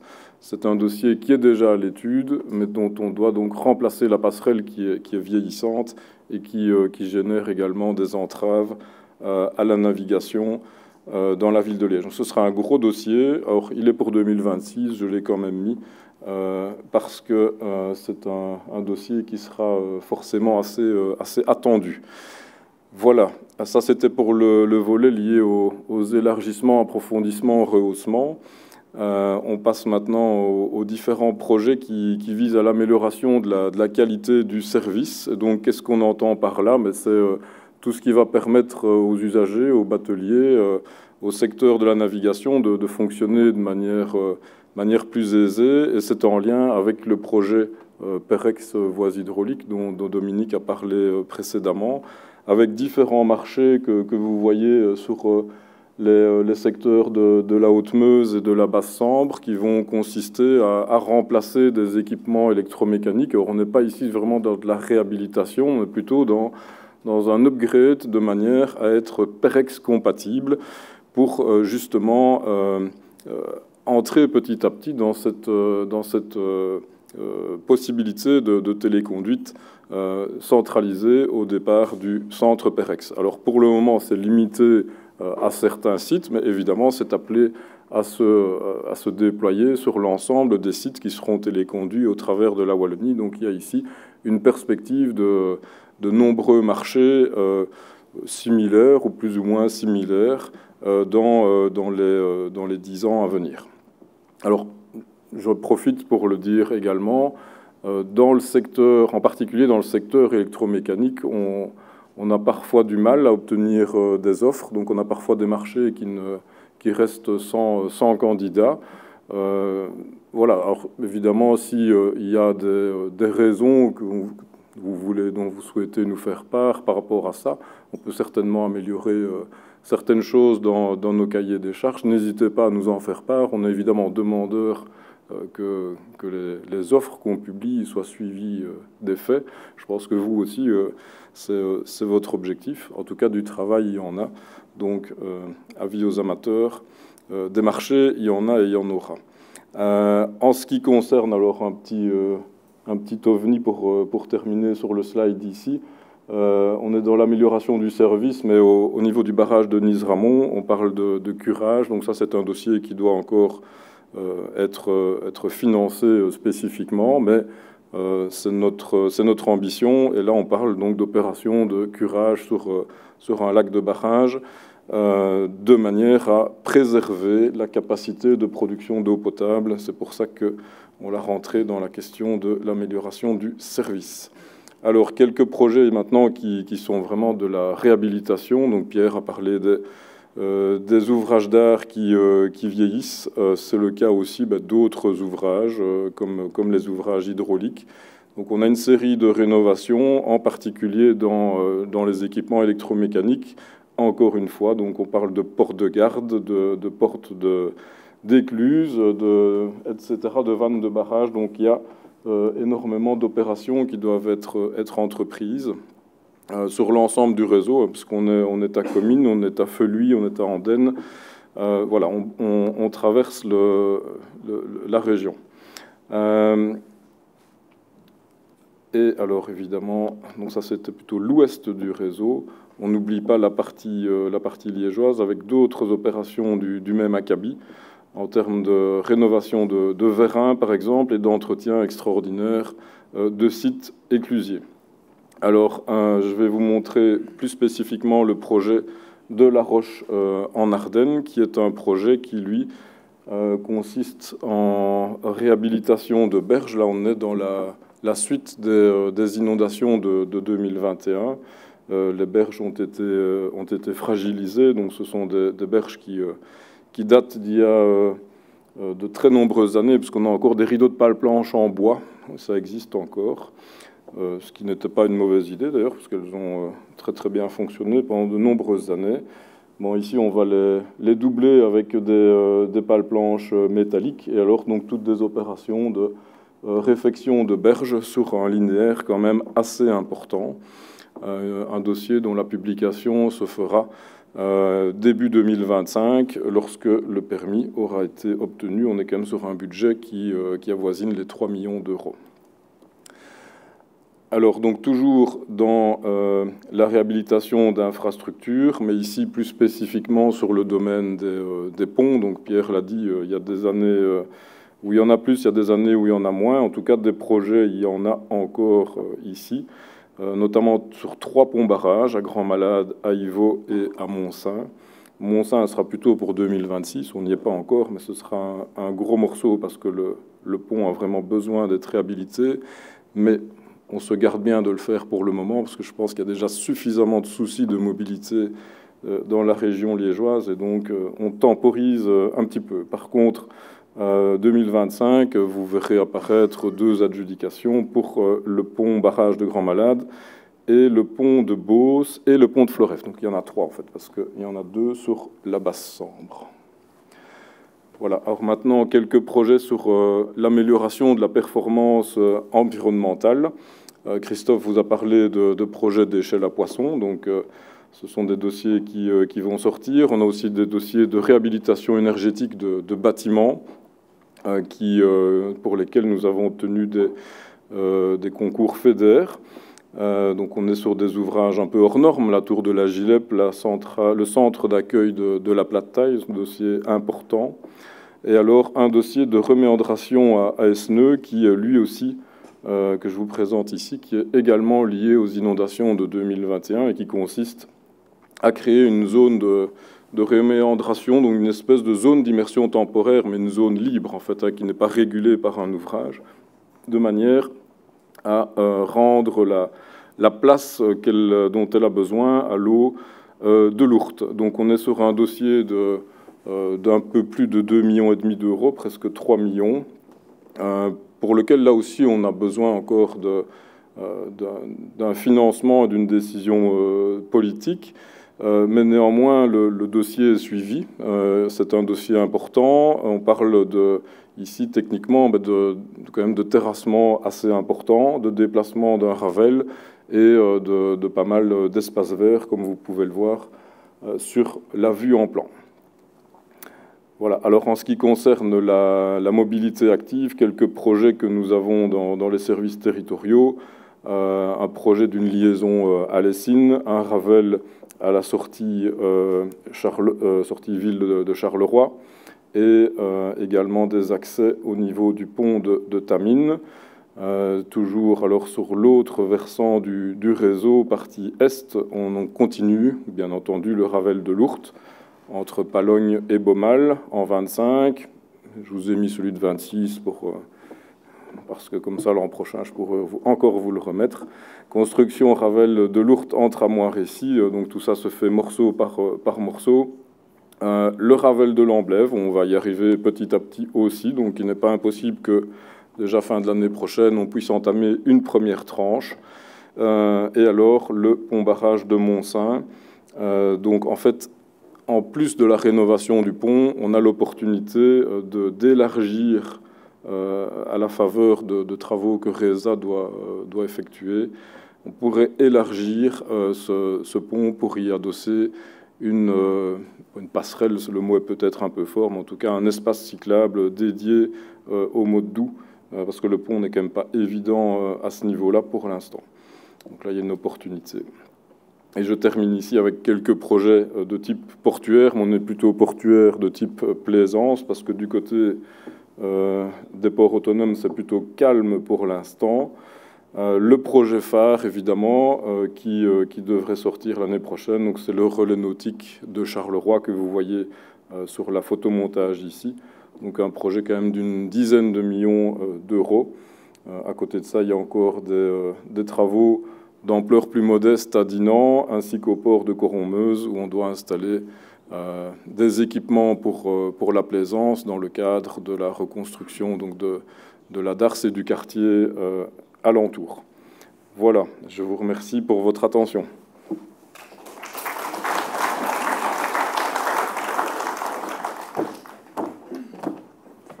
Merci Thibault, bonjour à tous. Donc voilà, vous avez eu un beau panel de tous les marchés qui vont sortir, et encore, c'était pas exhaustif.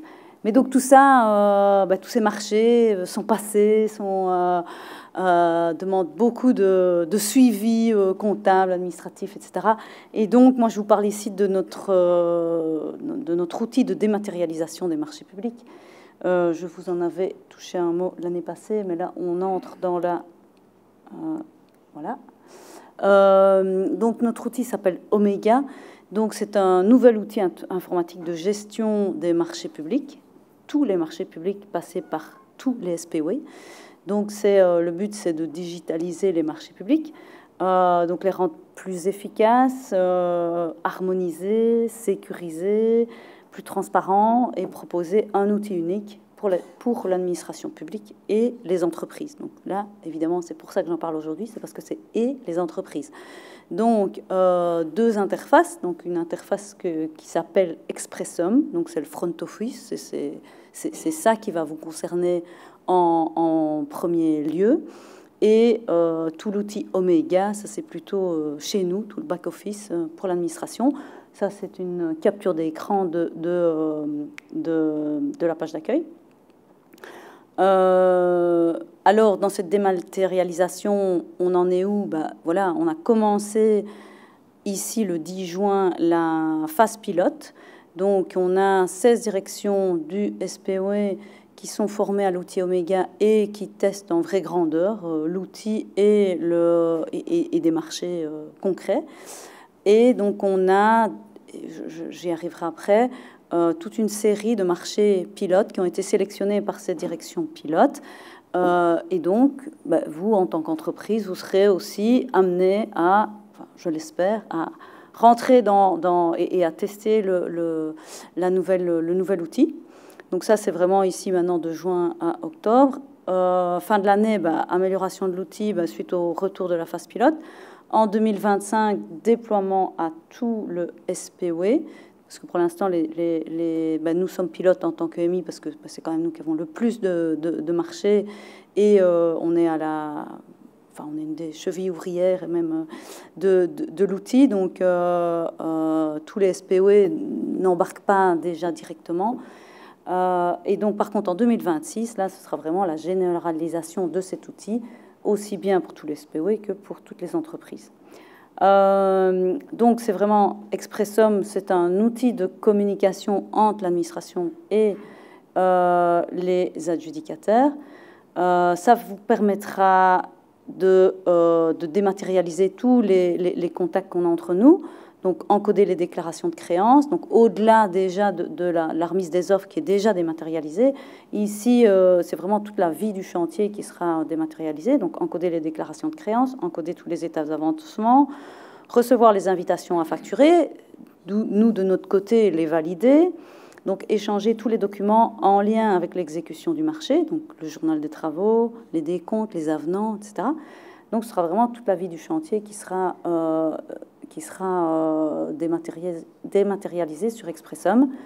J'attire quand même l'attention à ce que cet outil n'a pas valeur de recommandé. Donc chaque fois où dans la loi sur les marchés publics, on est obligé de passer par un recommandé, par exemple une mesure d'office, etc. Voilà, ça, on n'aura pas le choix, mais à moins que de changer la loi, ça c'est dans un autre... Mais donc, chaque fois que la loi impose un recommandé, ça, Expressum ne pourra pas le faire. Et donc, ce que je disais, c'est que voilà, on aura besoin de vous. Ici, j'ai repris la liste des chantiers pilotes qui sont retenus, donc ici depuis début juin, avec certains chantiers qui sont déjà attribués, certains d'autres qui vont l'être. Et donc, j'ai repris les adjudicataires retenus. Donc, si vous êtes prêts, partants à embarquer avec nous dans la phase pilote, je ne peux que vous encourager à le faire, parce que de toute façon, ça s'imposera à vous. Et donc, voilà, ça nous permet aussi d'améliorer stabiliser l'outil, même s'il y a déjà énormément de tests qui ont déjà eu lieu, évidemment. Donc ça, c'est pour les VH de Mons, voilà les chantiers qui sont retenus en tant que pilote. VH de Liège, enfin voilà, je ne vais pas tous les passer en revue maintenant, mais ils seront dans les notes. Donc, si vous êtes adjudicataire, merci d'embarquer avec nous sur Expressum, parce que c'est pas compliqué, c'est convivial. On a mis aussi une vidéo, je vais arriver. Donc voilà, il y en a vraiment partout, puisque nous aussi, on a sensibilisé nos directions territoriales de tester le plus largement possible et d'avoir des typologies de dossiers la plus large possible pour qu'on ait vraiment testé en vraie grandeur le plus de marchés possible. Donc dans le Luxembourg aussi, voilà, Charleroi. Et donc, il y a une petite vidéo de démonstration, mais bon, voilà, le maître du temps me fait signe que je n'ai pas le temps. Donc, elle sera disponible. Donc, c'est super didactique. Vous verrez vos équipes. Mais 6 minutes. Bon, 6 minutes, on n'a pas le temps maintenant, mais voilà, je vais couper tout de suite. Voilà. Ça, c'est le teasing. Hein, ouais, voilà. Et donc, il y aura aussi une adresse mail pour que, éventuellement, vos agents aient un contact direct avec nous, donc support Expressum. Donc voilà, c'est le début d'une belle aventure, je l'espère. Et la Sofico, bien entendu, vous avez vu, il y avait certains marchés Sofico qui sont dedans, sera aussi un des partenaires, interlocuteurs privilégiés, et donc embarquera aussi avec nous. Donc on a besoin de vous aussi. Voilà, donc Umberto.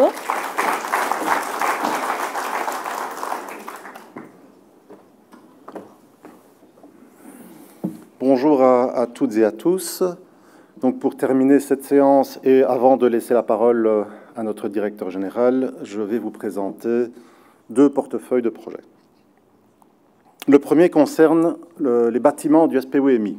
Donc il faut savoir que nous gérons un petit peu moins de 1000 bâtiments répartis sur 300 sites partout en Wallonie. Ce sont des bâtiments, comme vous voyez là, hein, des régies, des halls, des maisons éclusières ou d'autres bâtiments techniques. Alors c'est un patrimoine vieillissant qui nécessite beaucoup de budget en entretien et en réhabilitation. Et aujourd'hui, nous avons à notre disposition un budget classique annuel récurrent hein, de 5 millions d'euros, qui n'est malheureusement pas suffisant vu l'ampleur de ce parc. Mais nous avons obtenu ici durant cette législature 2 plans d'investissement spécifiques. Le premier via le plan de relance pour 30 millions d'euros et le deuxième grâce au FEDER pour 56 millions. Les projets du FEDER, Thibault en a parlé un petit peu, ce sont des projets emblématiques comme des rénovations énergétiques de la Plataille, de la Gilep et du plan incliné de Ronquière. Alors concrètement, quelques exemples d'adjudication ici en 2024, sur base du plan d'investissement, plan de relance. Hein. La régie routière de Marchena-au-Pont, et là vous avez la photo à gauche, le photomontage de ce que sera la nouvelle régie. Une nouvelle régie à Tinlot, la rénovation énergétique de 32 maisons éclusières, la réhabilitation d'un bâtiment pour les voies hydrauliques à Jambes, mais également de l'autre production d'électricité et de la mise en conformité électrique sur toute une série d'autres bâtiments. Ça, c'est un premier portefeuille de projets. Le deuxième concerne les projets subsidiés. Projets subsidiés, il y a plusieurs volets, les bâtiments, les espaces publics et les infrastructures sportives. Je vais commencer par les bâtiments. De quoi s'agit-il? Ce sont des bâtiments culturels, des maisons communales, des halls de travaux et aussi d'autres bâtiments comme des bâtiments du CPAS. Alors, que faisons-nous? Nous accompagnons les communes, puisque ça s'adresse aux pouvoirs locaux, nous accompagnons les communes finalement dans l'identification de leurs besoins, dans la mise en œuvre du projet et dans la réalisation des travaux. Et pour ce faire, nous sommes là pour mettre à disposition un montant de subside global qui est réparti au travers des communes via ce qu'on appelle le droit de tirage. Droit de tirage, c'est-à-dire que les communes savent au préalable quel est le montant auquel elles ont droit et elles peuvent planifier leur projet. Pour les bâtiments, il y a en gros 60 millions de travaux qui peuvent être subsidiés sur une période de 3 ans.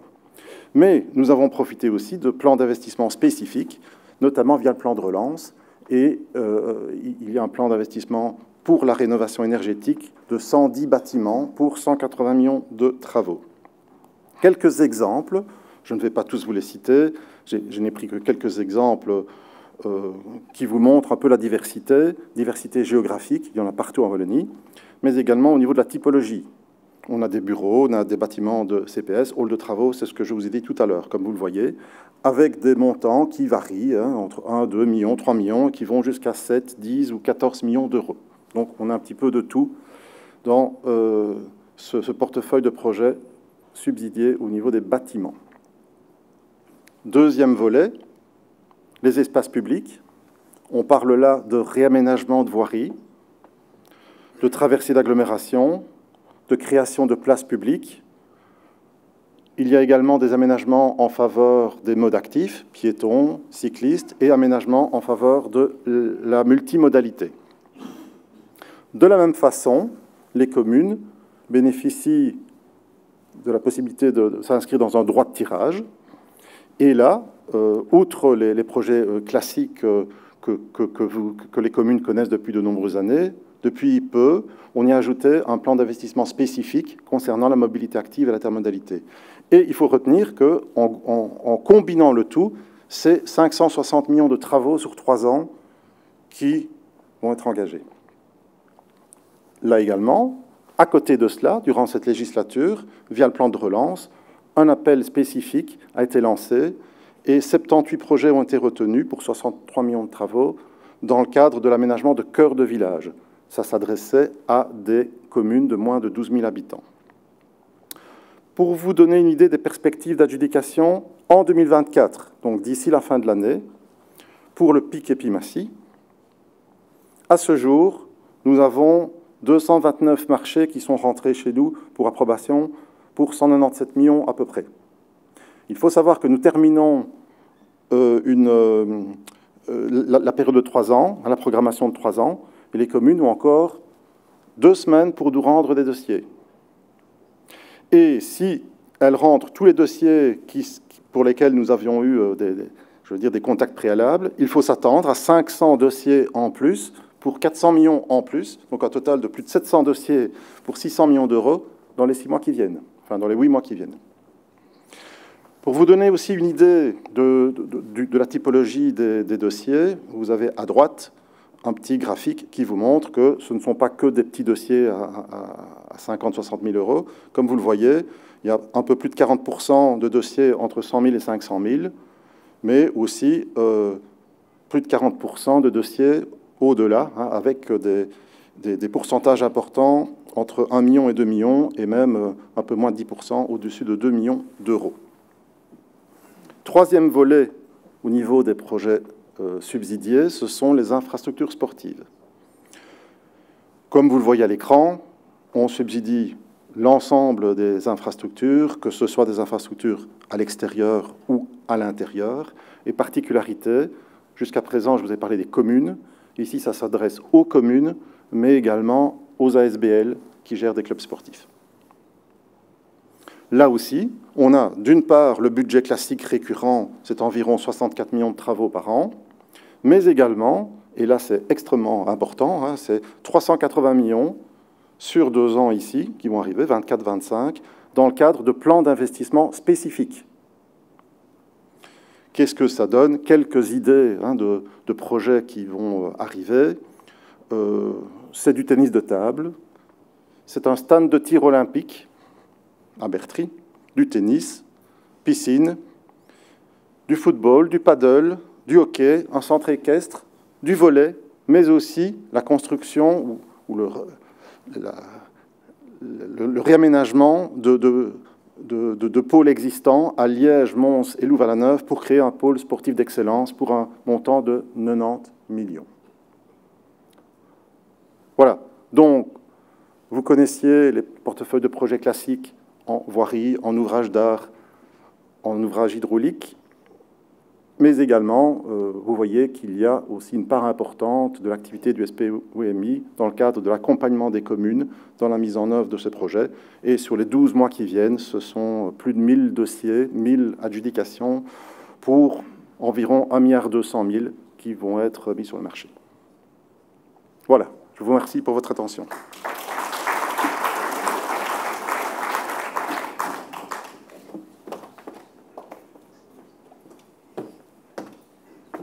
Voilà, merci Umberto pour cet éclairage qui montre quelque part un petit peu la diversité, encore davantage la diversité des projets sur lesquels nous travaillons, soit de manière directe, soit de manière indirecte. Je vois que vous êtes encore restés très nombreux alors que l'heure est très avancée et que le moment de convivialité s'approche. Je serai donc le plus bref possible.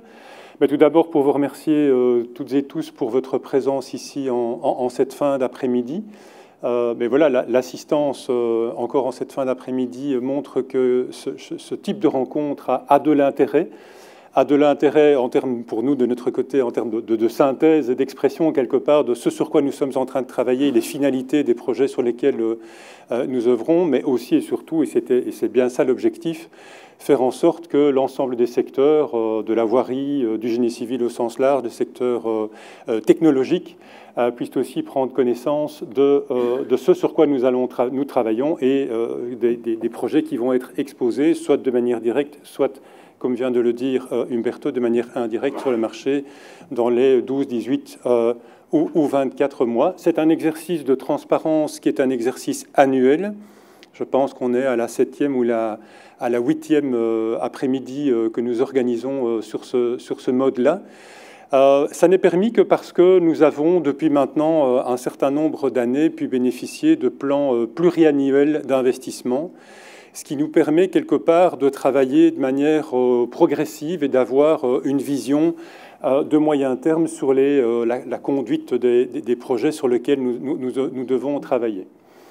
Alors, ces projets, ces plans pluriannuels, on est globalement à la fin, ou je dirais aux 2/3 du troisième exercice. Ce n'est pas tout à fait le troisième exercice, mais on a eu un plan route qui était essentiellement autoroutier, puis on a eu un plan infrastructure qui, au-delà de l'aspect autoroutier, a apporté des dimensions plus routières, mais également des dimensions en matière de voies hydrauliques. Puis après, il y a un plan de transition avec le plan wallon d'investissement, le plan infra numéro 2, qui est devenu sous cette législature le plan infra et mobilité pour tous. Ça a apporté de la diversité dans les projets que nous avons à étudier et à porter. Vous avez vu des éléments strictement routiers, mais également des projets en matière de voies hydrauliques, en matière de mobilité active, en matière de mobilité collective. Complémentairement, on a enrichi l'information en regard des projets que nous subsidions et que nous accompagnons au niveau des pouvoirs locaux. Ça montre aussi toute l'importance qu'il y a à avoir des moments d'échange comme ceux-ci, parce que derrière, je dirais, cette diversité grandissante de projets, il y a potentiellement des niches pour des entreprises spécifiques à aller chercher et aussi à être bien informées sur ce sur quoi nous travaillons. Alors, ce moment, il est particulier parce que, comme je viens de vous le dire, le plan infra et mobilité pour tous, il n'est pas terminé. Nous avons encore 2 ou 3 années de travail pour non pas le finaliser, mais pour poursuivre son exécution. Mais c'est un moment particulier puisque, comme vous le savez, nous avons toutes et tous voté il y a une dizaine de jours, qu'il y a maintenant des négociateurs qui sont en train de travailler à la préparation d'une future déclaration de politique régionale. J'ai cru comprendre que certains d'entre vous, en tout cas des associations ou des entités représentatives, allaient être entendus demain en fin d'après-midi, dans une logique aménagement du territoire et mobilité. C'est du concentré, aménagement aménagement du territoire et mobilité en 1h30, si j'ai bien compris, avec une série d'associations qui sont entendues face aux associations et entités, face aux négociateurs. Et je ne doute pas un seul instant que vos organisations représentatives ont ciblé quelque part un certain nombre de messages clés à faire passer aux futurs négociateurs dans le cadre de la préparation d'une future déclaration de politique régionale. Pour ce qui concerne le SPV Mobilité Infrastructure et la Sofico, je vous fais part, et ce sera là, je dirais, le corps de mon exposé, que nous avons, nous aussi, préparé un certain nombre d'éléments, d'argumentaires à l'attention des négociateurs pour faire en sorte qu'ils soient le plus éclairés possible dans leur choix. Et on sait que les choix vont être extrêmement difficiles dans un contexte de tension sur les finances publiques. Et je voulais peut-être vous partager les 2-3 éléments clés que nous souhaitons mettre sur la table à l'attention des futurs négociateurs de cette DPR, du futur gouvernement, du futur CA. Enfin, le CA de la Sofico ne va pas changer demain, mais voilà, du CA de la Sofico pour que, en préparation potentiellement de futurs plans d'investissement, nous puissions apporter des éclairages en toute transparence. Le premier message que nous souhaitons porter, c'est celui du maintien de la logique de plan pluriannuel. Ce n'était pas gagné d'avance. Comme je viens de vous le dire, on est à notre 3e exercice. Je pense qu'on peut convenir ensemble que cet instrument qu'est le plan pluriannuel d'investissement est quelque chose qui est important. On sait faire ce genre de journée comme aujourd'hui, si effectivement nous avons de la lisibilité sur les financements, sur les typologies de marché, sur les axes d'action que nous avons à rencontrer. Donc l'instrument qu'est le plan d'investissement est quelque chose sur lequel nous devons plaider. On a fonctionné grosso modo sur des plans d'investissement qui étaient pluriannuels, qui étaient basés sur une temporalité de 5 ans. Le plan infra et mobilité pour tous s'étale sur plutôt maintenant 5 à 7 ans, on va dire ça comme ça, ce qui va nous laisser du temps pour préparer le plan suivant. Pourquoi pas imaginer, à l'instar de ce qui s'est fait dans le secteur ferroviaire, un plan pluriannuel d'investissement sur 10 ans. parce que nous avons besoin, et j'y reviendrai, vraiment de lisibilité maintenant sur le plus long terme. Le premier message, c'est donc plan pluriannuel d'investissement à minima sur 5 ans, et pourquoi pas une visibilité à 7 ou 10 ans. Le deuxième message, il est important aussi, c'est qu'il faut baser l'exécution de ce plan pluriannuel d'investissement sur base de la maturité des projets. Ça veut dire quoi? Ça veut dire qu'on ne doit pas s'enfermer dans une logique de cohorte. Vous les avez peut-être pas trop sentis quelque part dans le secteur des entreprises, mais il faut savoir que sous le plan précédent, on a dû vivre avec des cohortes de projets qui nous étaient imposés, notamment au niveau du gouvernement. C'est contre nature d'étudier des projets qui ne sont pas matures et de devoir laisser de côté des projets qui sont par ailleurs à maturité. Et donc, je pense que ça aussi, c'est un message, c'est de pouvoir faire déployer nos plans d'investissement sur base de la maturité des projets. Et dans la constitution intrinsèque du plan, il va falloir faire en sorte de pouvoir le déployer de manière, je dirais, naturelle au niveau de la maturité des projets. Ça a un deuxième corollaire, c'est que plutôt que d'avoir, dans une vision pluriannuelle, une segmentation avec des impositions secs, donc c'est-à-dire une empreinte dans les comptes publics en termes d'investissement qui soit annuelle, il faut avoir une empreinte qui soit globale sur l'ensemble du plan.